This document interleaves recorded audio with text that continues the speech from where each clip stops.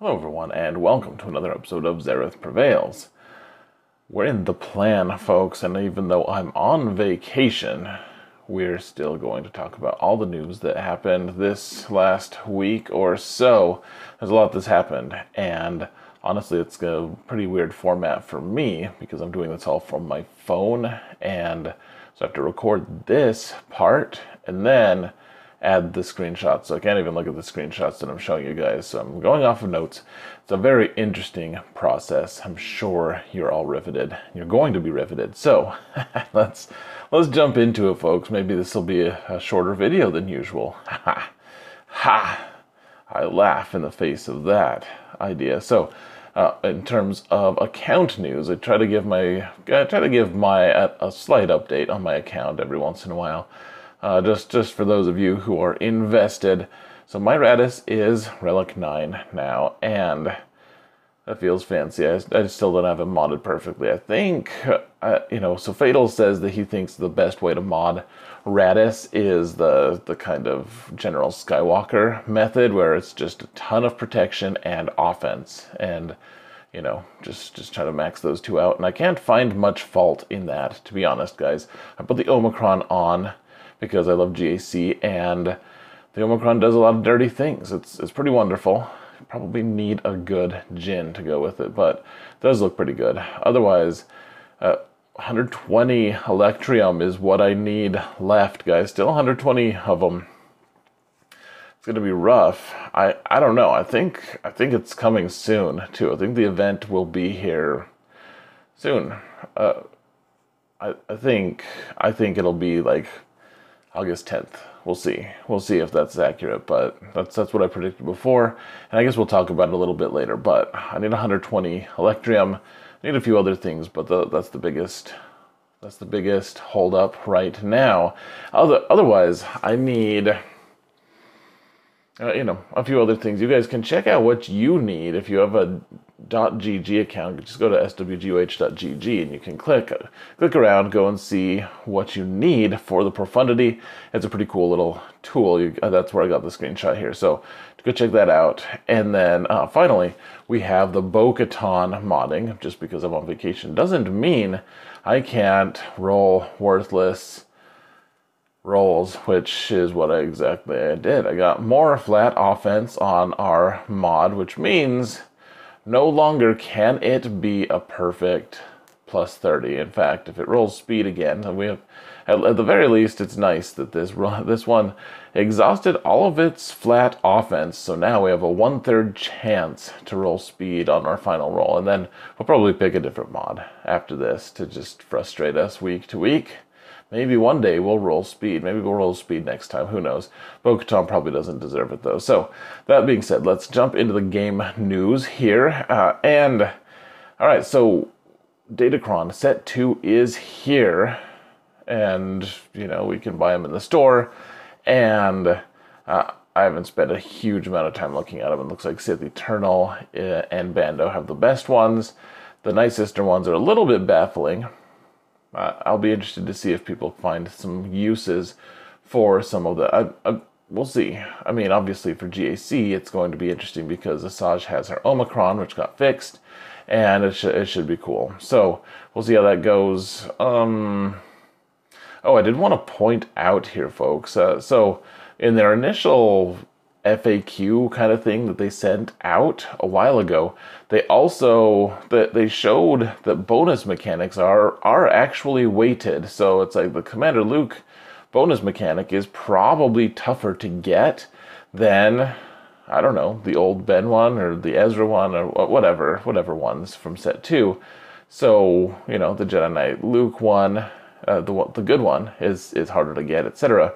So that's something I just wanted to point out. They've communicated that at the start, and there's been a lot of speculation, and there's actually we don't know how it's weighted, but for what it's worth, I mean, they communicated it. I don't know that they communicated it as much as we would prefer. I mean, I would like to know the weighting. It's like, well, if you only have a 2% chance of getting a thing, then maybe we just don't go for it. I don't know. So it's frustrating, but at the same time, it's here, and it exists.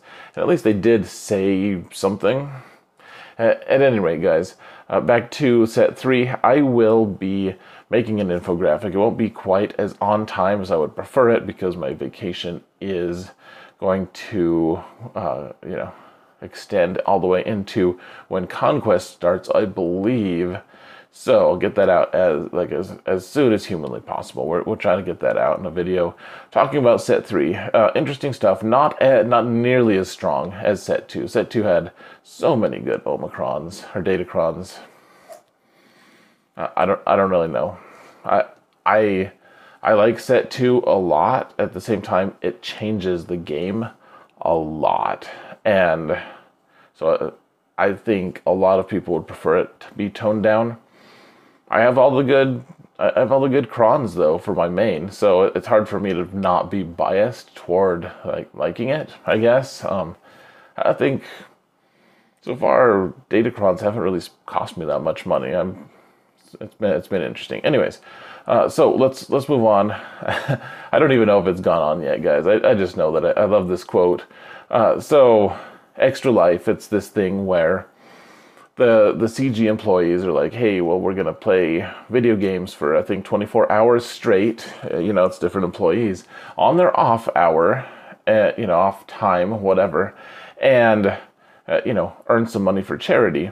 And I've seen a lot of components in the community talking about, complaining about this. They're like, oh gosh, not One Drop again, or Extra Life, or whatever it's called. One Drop is probably a different charity that I just was thinking of, but sounds like something you would want in Tatooine. You're like, man, just one drop of water could make a huge difference for people.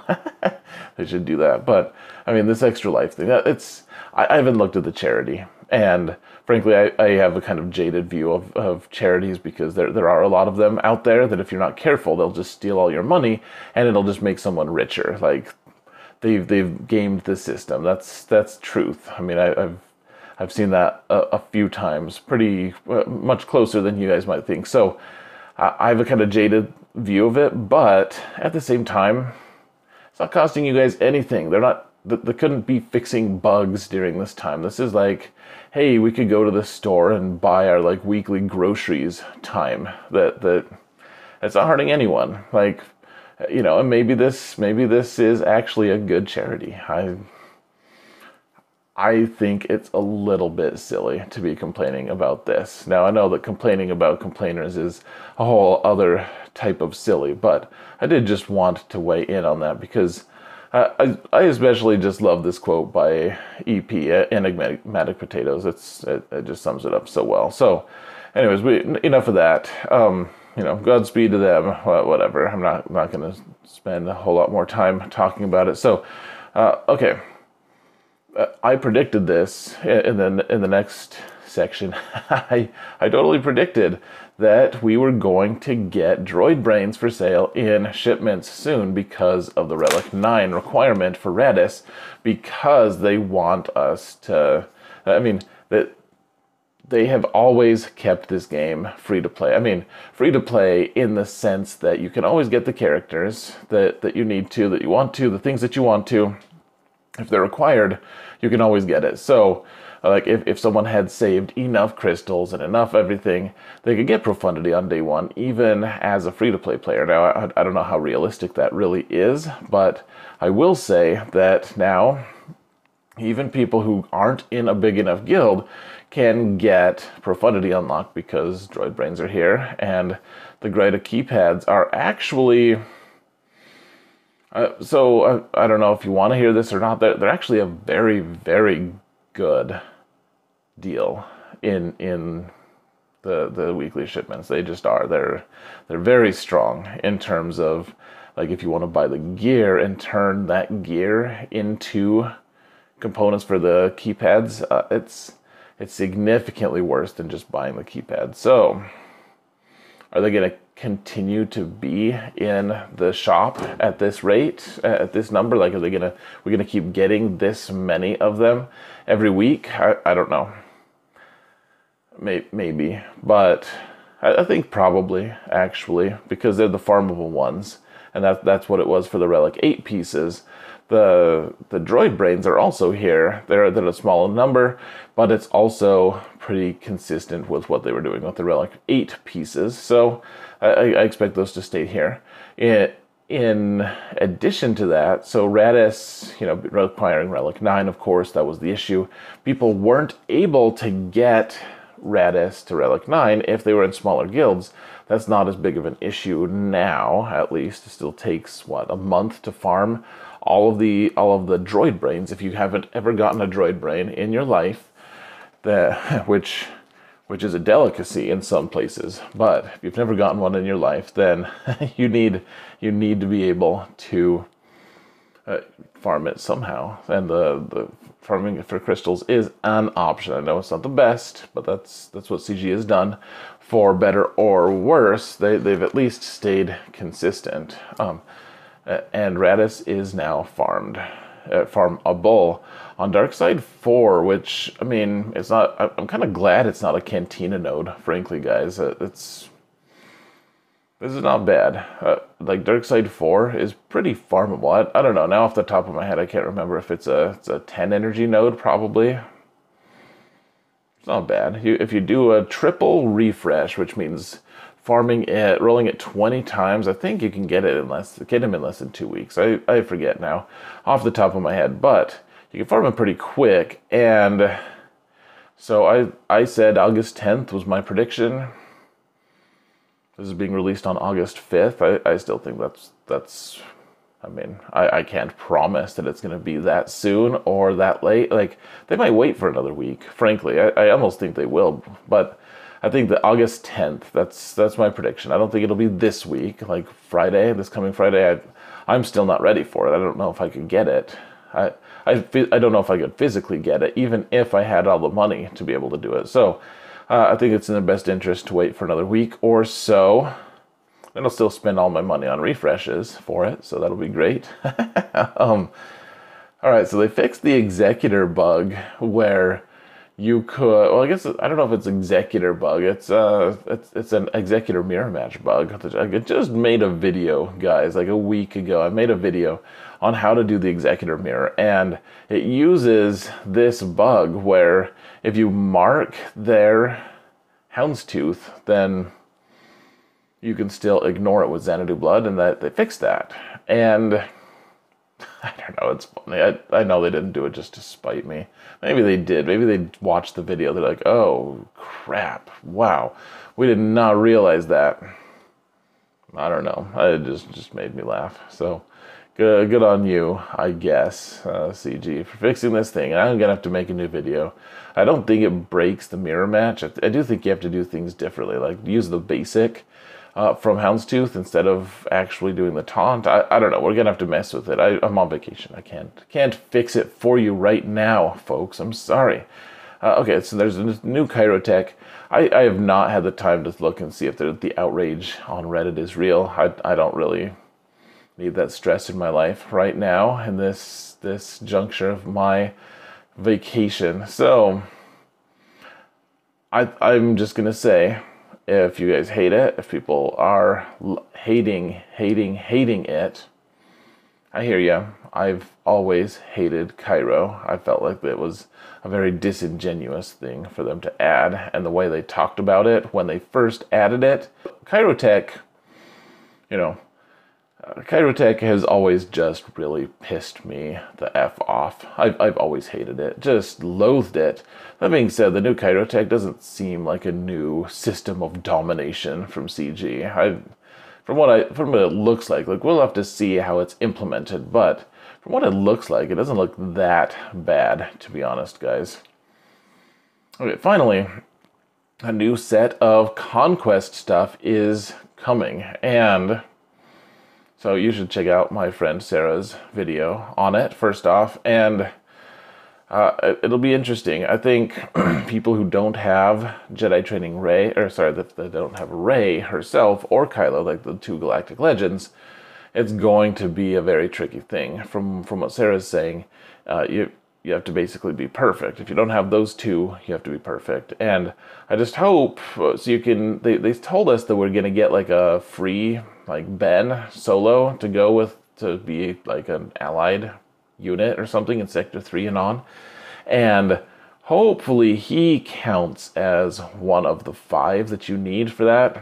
I don't know if you're going to need it or not. We'll just have to find out, folks. I hope it will, though. My alt otherwise is on. It's a precarious time for my alt. I think you can still get Red Crate, but it's going to be a lot harder work. So, anyways, finally, let's talk about the new Conquest character. Ben Swolo is coming to the holotables. We already did a reaction video. You guys can check that out a couple days back from here if you want to see. I did want to just revisit why are they choosing Rey of all characters? You know, she's already an annoying character. She's already good on defense. People don't want to deal with her. Don't want to.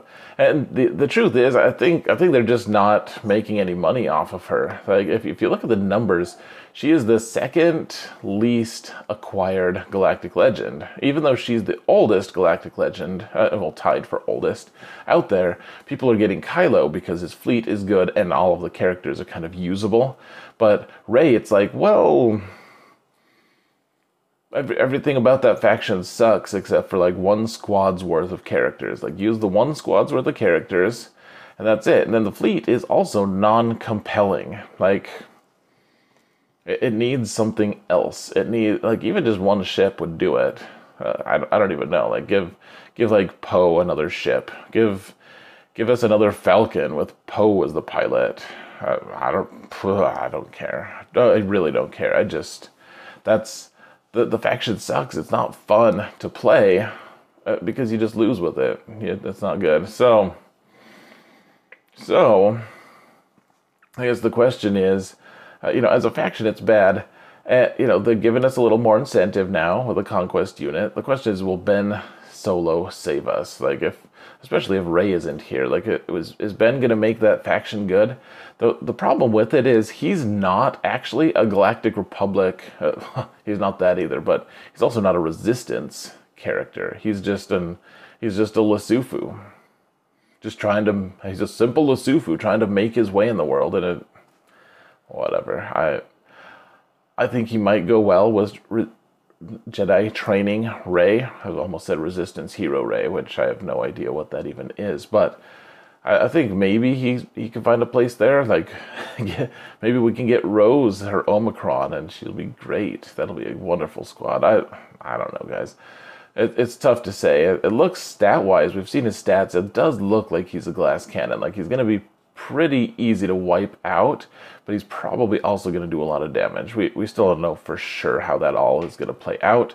All the Omicrons look pretty warranted, frankly. I don't know, he's an exciting character for those of us who have Rey, and it gives us an additional level of incentive to get Rey now as well, because she's good. She's really good on defense and on offense.